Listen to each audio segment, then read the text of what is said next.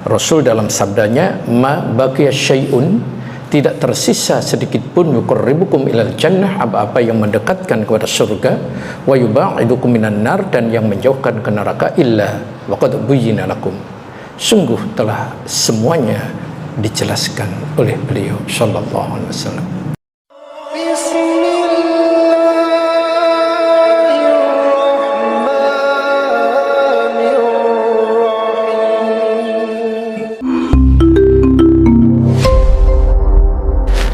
Assalamualaikum warahmatullahi wabarakatuh.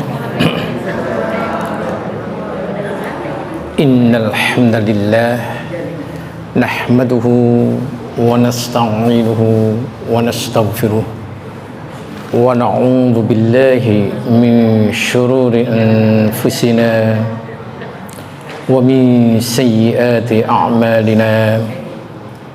من يهده الله فلا مضل له ومن يضلله فلا هادي له. أشهد أن لا إله إلا الله وحده لا شريك له وأشهد أن محمدا عبده ورسوله لا نبي بعده. اللهم صل وسلم وبارك على محمد صلى الله عليه وعلى آله وصحبه وسلم أجمعين. يا أيها الذين آمنوا اتقوا الله حق تقاته ولا تموتن إلا وأنتم مسلمون. يا أيها الناس اتقوا ربكم الذي خلقكم من نفس واحدة وخلق منها زوجها وبث منهما رجالا كثيرا ونساء واتقوا الله الذي تساءلون به والأرحام إن الله كان عليكم رقيبا. يا أيها الذين آمنوا اتقوا الله وقولوا قولا سديدا يصلح لكم أعمالكم ويغفر لكم ذنوبكم ومن يطع الله ورسوله فقد فاز فوزا عظيما. أما بعد فإن أصدق الحديث كتاب الله وخير الهدي هدي محمد صلى الله عليه وسلم وشر الأمور محدثاتها فإن كل محدثة بدعة وكل بدعة ضلالة وكل ضلالة في النار. Ma'asyar muslimin wa iyyakum rahimahumullah. Alhamdulillah, pada hari ini Allah terus membimbing kepada kita menuju kepadanya. Di antaranya adalah Allah membimbingnya melalui kehadiran kita di majelis ilmu ini. Dan pada hari ini kita akan membicarakan hal yang sangat penting, karena ketika kita tidak mengetahui tentang ini, maka amalan-amalan kita banyak sekali yang tertolak. Apa itu? Cara membersihkan kotoran. Di antaranya bisa karena najis, bisa karena hadas. Dan bersihnya diri, pakaian, tempat dari najis merupakan syarat diterimanya dan syarat sahnya ibadah itu. Oleh karena itu, mari kita sama-sama perhatikan bagaimana syariat kita memberikan tuntunannya tentang cara membersihkan najis. Mari jemaah rahimahumullah, Islam adalah agama yang sempurna, tidak meninggalkan sedikit pun dalam hal baik urusan dunia maupun akhirat. Sehingga kewajiban kita menggali, mengkaji, dan terus menuntut ilmu agama ini. Karena Rasul dalam sabdanya, ma baqiya syai'un, tidak tersisa sedikit pun, yuqarribukum ilal jannah, apa-apa yang mendekatkan kepada surga, wa yubaidukum minan nar, dan yang menjauhkan ke neraka, illa wa qad buyyina lakum, sungguh telah semuanya dijelaskan oleh beliau sallallahu alaihi wasallam. Apalagi tentang hal yang sangat super penting, yaitu tentang kaifiat atau cara membersihkan najis. Dan syariat ini memperkenalkan apa saja benda-benda yang termasuk najis. Kemarin sudah kita sampaikan. Tentu setelah mengetahui benda itu najis, maka ada kaifiat, cara untuk membersihkannya agar najis itu bisa hilang dan bisa dimanfaatkan untuk hal yang lain lagi. Sedangkan ekstensi atau keberadaan barang-barang dan cara mensucikannya, kaifiatnya, semuanya sudah dijelaskan. Cukup bagi kita ittiba, mengikuti petunjuk Allah tabaraka wa ta'ala yang telah dicontohkan oleh Rasul. Karena tidak semua najis itu cara membersihkannya sama. Kalau kita pakai logika akan kesulitan menjelaskan, menerangkan bagaimana cara mensucikan hal-hal yang terkena baik najis maupun hadas. Contoh, ketika seseorang batal dari wudhunya, misalkan buang gas. Kalau karena buang gas, jadi yang kotor mana? Yang kotor adalah kuburnya. Berarti harus yang dibersihkan yang mana? Kuburnya kan? Iya. Tapi kenapa ini kok yang dibersihkan wajah, tangan, kaki, dan seterusnya? Kok wudhu?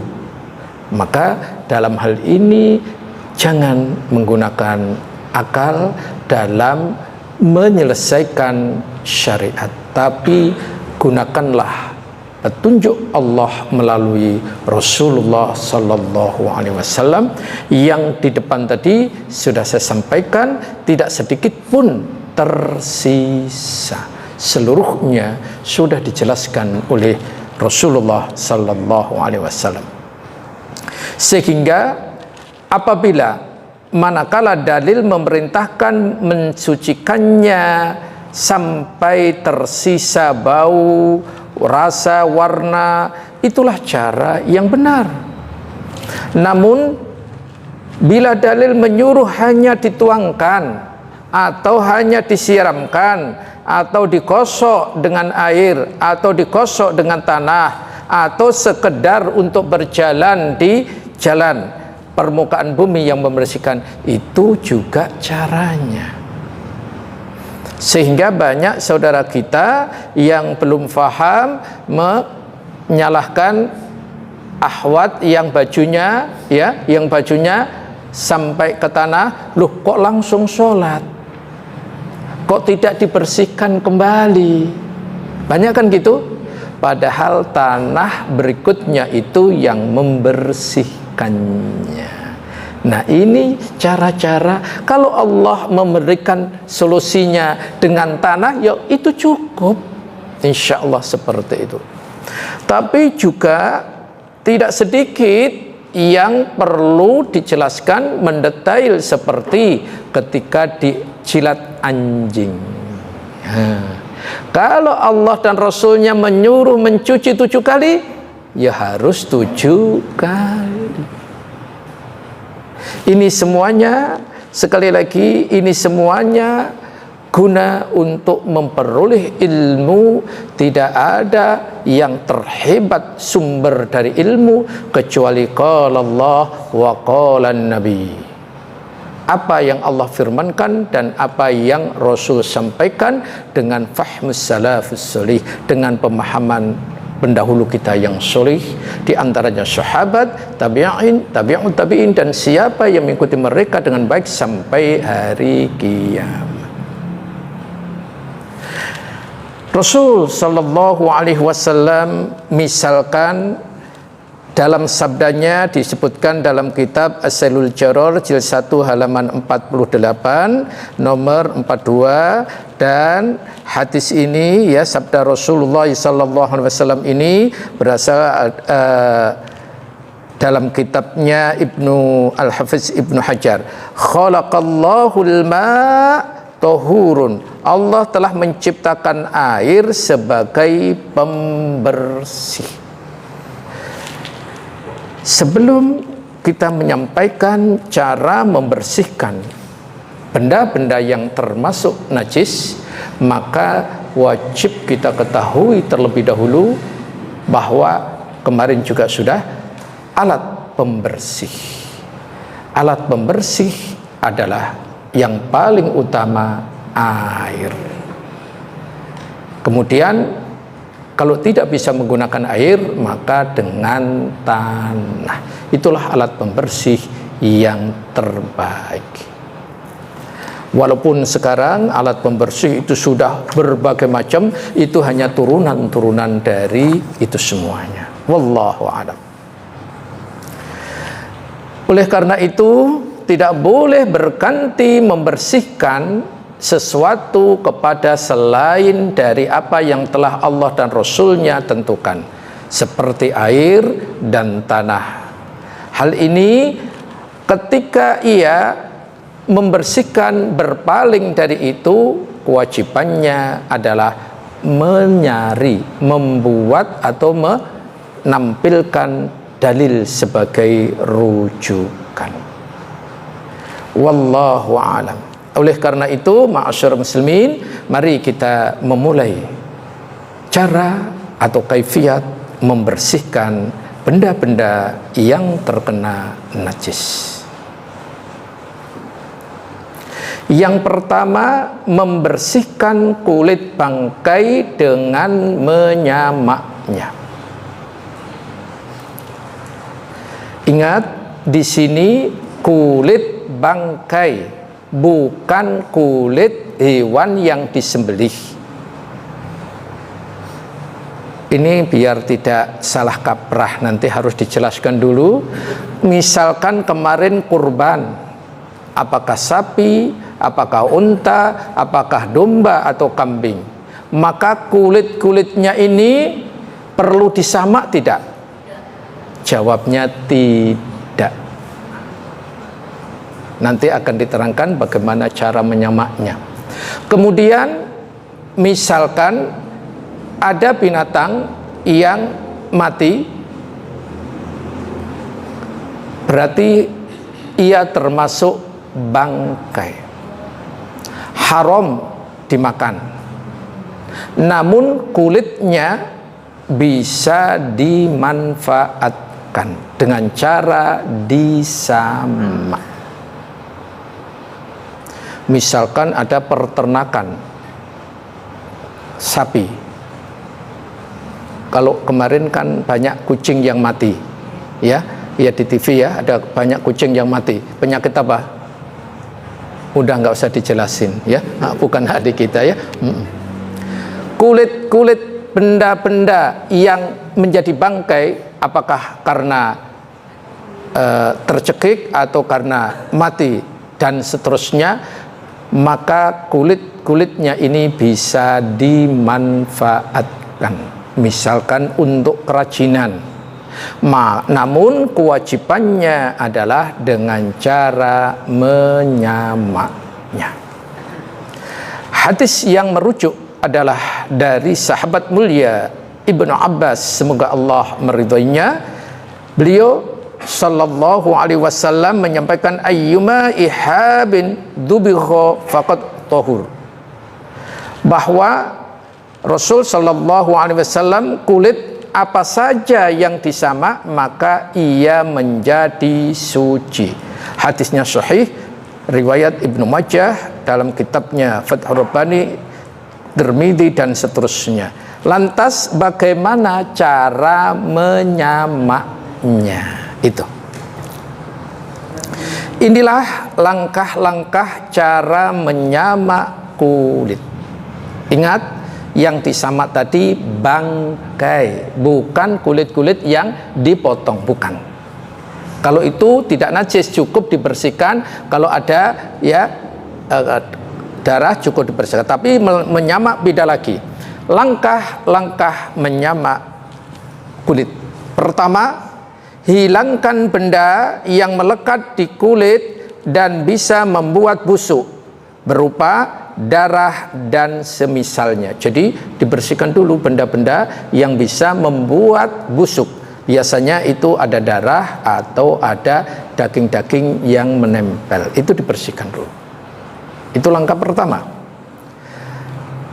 Kedua, gunakan barang atau asam atau sepat atau semisal daun jeruk, cuka atau kotoran atau yang lainnya yang bisa menghilangkan kotoran. Jadi benda apa saja yang bisa membuat bersih. Seperti sepat tadi, seperti apa itu? Daun jeruk. Kalau daun jeruk itu kan bisa untuk membersihkan. Kalau sekarang kan sudah insya Allah sudah banyak sekali alat-alat itu. Jadi gunakan alat-alat untuk membersihkan benda itu. Itu yang kedua. Yang ketiga, rendam beberapa waktu atau 3-4 hari direndam. Yang keempat, bilas dengan air yang suci sampai bersih. Kemudian langkah yang kelima, jemur sampai kering. Maka kulit yang awalnya bangkai itu bisa dimanfaatkan. Jadi ada 5, saya ulang, hilangkan benda-benda yang menempel pada kulit tersebut.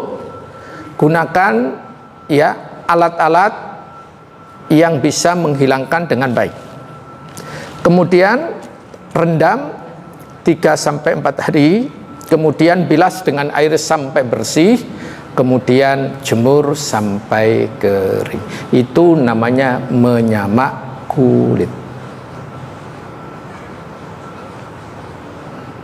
Karena ini materi cara membersihkannya harus jelas banget ya, harus sangat jelas. Faham? Untuk menyamak kulit ada 5 langkah ya. Tapi ingat, saya ulang, kulit yang dimaksud kulit bangkai. Kulit bangkai tidak termasuk kulit babi gitu ya. Apa? Kulit babi atau kulit binatang yang Iya. Baik, pertanyaan yang sangat bagus sekali. Apakah termasuk ya hewan-hewan yang diharamkan? Tidak termasuk hewan-hewan yang diharamkan seperti kulit babi, tidak masuk ya. Tapi kalau benda itu atau hewan itu tidak diharamkan seperti macan atau singa atau gajah, walaupun hewannya haram karena berkuku, bertaring dan seterusnya, ketika ada mati salah satu, anggaplah harimau, singa itu, kemudian berarti bangkai, kulitnya boleh dimanfaatkan nggak? Boleh. Itu disamak tadi 5 langkah tadi. Insya Allah boleh dimanfaatkan, bukan untuk dimakan. Dimanfaatkan itu ya seperti di Indonesia kan banyak sekali ya kerajinan-kerajinan yang berasal dari kulit ya, banyak sekali, itu bisa dimanfaatkan, tidak mengapa. Yang haram itu dimakan, tapi dimanfaatkan insya Allah boleh. Jadi bendanya tidak boleh benda yang diharamkan. Wallahu a'lam. Ada lagi tentang menyamak kulit? Baik, jika tidak ada, kita akan lanjutkan. Kemudian membersihkan bejana yang dijilat anjing. Ya, ternyata kalau kita perhatikan, najis itu dibagi 3, najis mukhafafah atau ringan, najis mutawassithah atau sedang, dan najis mughaladhah, najis berat.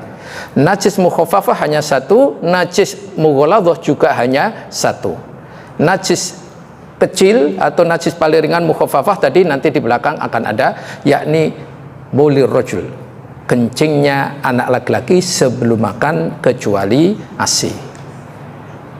Sedangkan najis besar adalah jilatan air yang terkena jilatan dari air liur anjing. Meskipun nggak dijilat, tapi kalau terkena air liurnya berarti nilainya sama. Nanti ada perbedaan kalau kulitnya itu najis atau tidak, itu nanti hal berbeda lagi. Tetapi ini jilatan atau terkena air liur anjing. Hadis yang diriwayatkan dari Abu Hurairah, karena tadi hadisnya sudah dibacakan oleh akhi kita, jadi saya hanya meringkas. Berdasarkan hadis tersebut, dan hadis ini insyaallah sahih, tahuru ina'i ahadikum idza walagha fihi qalb. Jadi untuk mensucikan bejana yang terjilat atau terkena air liur anjing, ayyaghsilahu sab'a marrat, wajib atasnya dicuci 7 kali.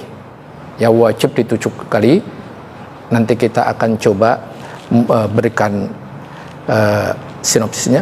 Ulahunna biturab.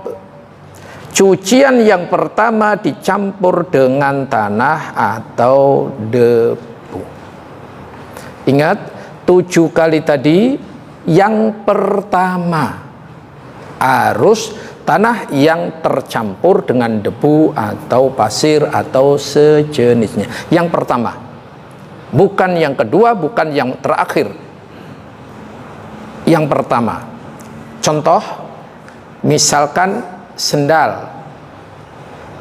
Ya, sendal ditaruh di depan rumah, qadarullahnya rumahnya tidak terbakar, tidak ada pagernya. Sedangkan anjing kadang-kadang ada yang dilepas, ada yang tidak. Yang dilepas ini kadang-kadang tahu sendalnya ini belum lunas. Kasihan sekali ya. Enggak lah ibu ya, namanya anjing nggak tahu itu. Jadi ia ambil buat mainan, karena tangannya dia nggak bisa untuk memegang, praktis adalah digigit. Digigit. Tentu karena digigit pasti terkena air liurnya. Jamaah, ternyata ada CCTV di rumah ini itu. Sendal belum lunas sudah dibawa anjing. Ya Allah, kasihan sekali ini. Akhirnya dikejar. Begitu namanya dikejar, anjing juga takut, akhirnya lari dia. Maka ambil pegang yang tidak terkena gigitan tadi. Kemudian setelah itu, kalau ada tanah, maka air boleh dicampur langsung dengan tanah, disiram. Siraman pertama itu dibersihkan dulu dengan tanah itu. Setelah itu baru siraman kedua air biasa bersih sampai 7 kali. 7 ini berarti tinggal 6 ya, karena satunya tadi sudah tercampur dengan tanah tadi. Itu caranya. Ini pernah ya, ini pernah orang-orang yang benci dengan Islam, orang-orang orientalis itu dengan hadis ini ia mengejek, ia menghina, dia ingin menjatuhkan Islam. Betul, dia sesuatu yang menurutnya nggak masuk akal, bagi dia kan pasti lemah, karena mereka kan mendewakan akal.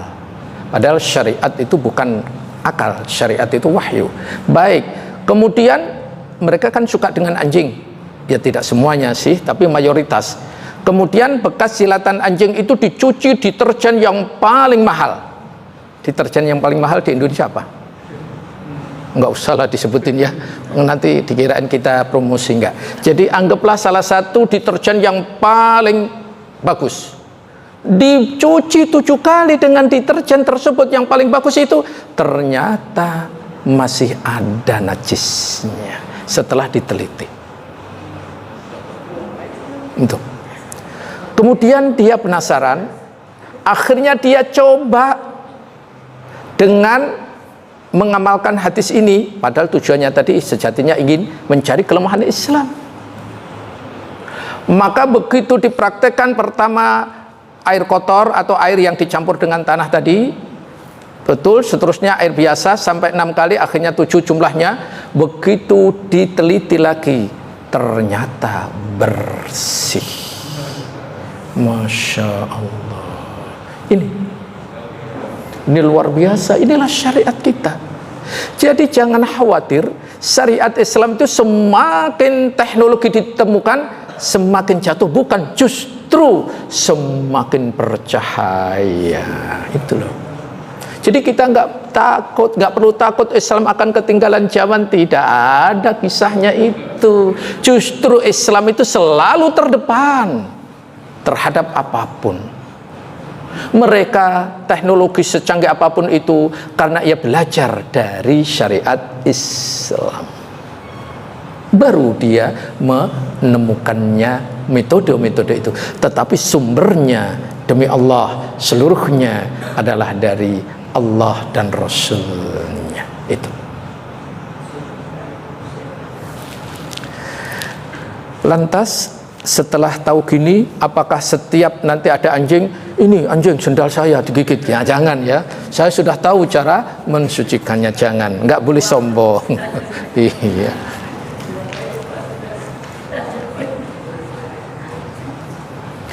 Kemudian yang ketiga, mensucikan pakaian yang terkena darah haid. Ada 2 riwayat penulis dalam kitab ini. Riwayat pertama an Asma binti Abi Bakar. Riwayat yang kedua dari Abu Hurairah radhiyallahu anhuma. Mari kita perhatikan.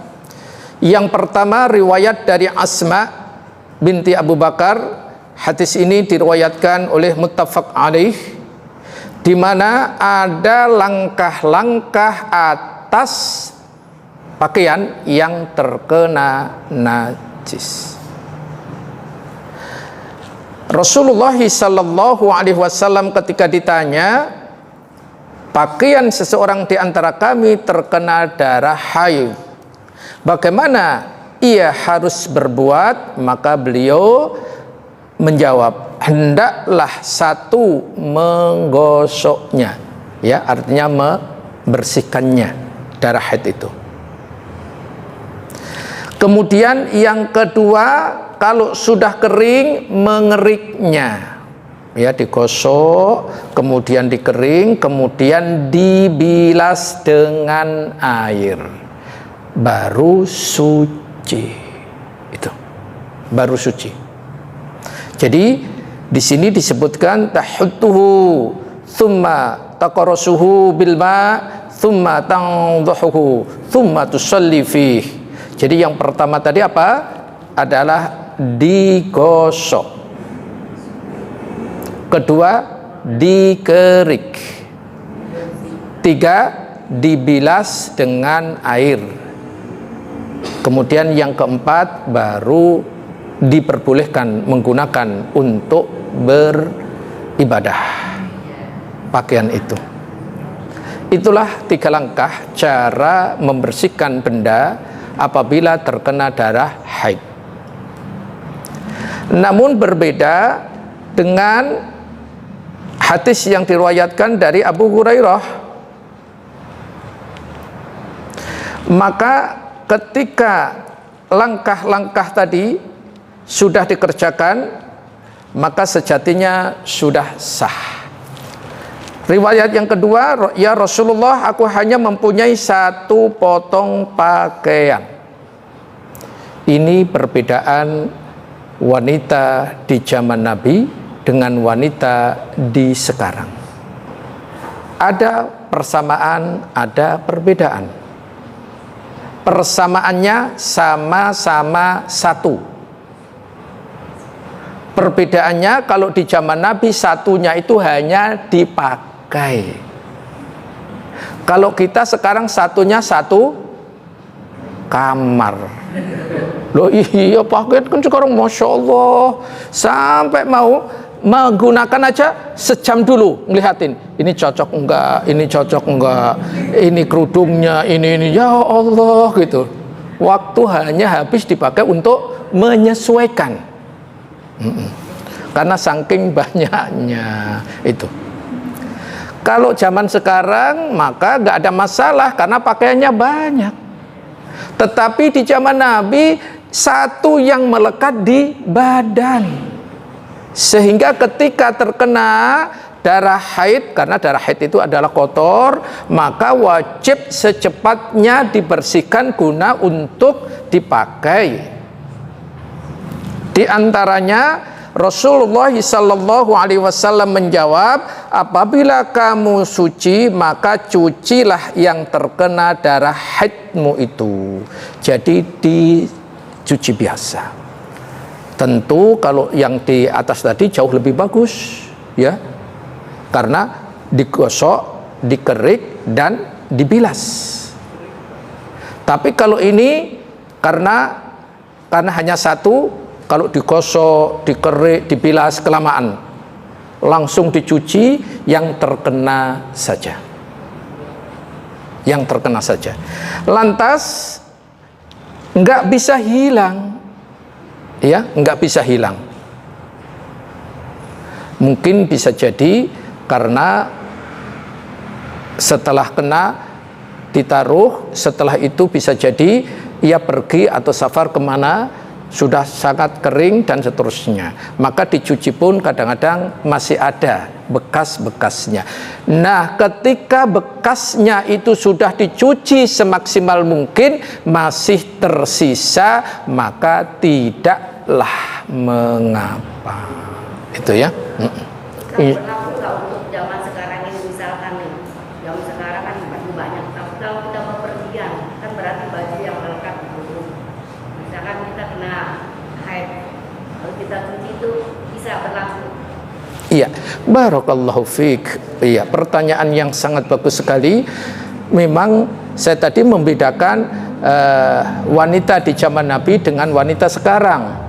Itu perbedaannya satu yang melekat di tubuh dan satu lemari atau satu kamar. Pertanyaan bagus sekali. Lantas apakah syariat itu bisa dilakukan untuk sekarang bagi wanita yang bepergian? Jawabnya bisa, karena syariat Islam bukan di zaman Nabi, tapi dari zaman Nabi sampai hari kiamat. Jadi insya Allah bisa digunakannya. Ya.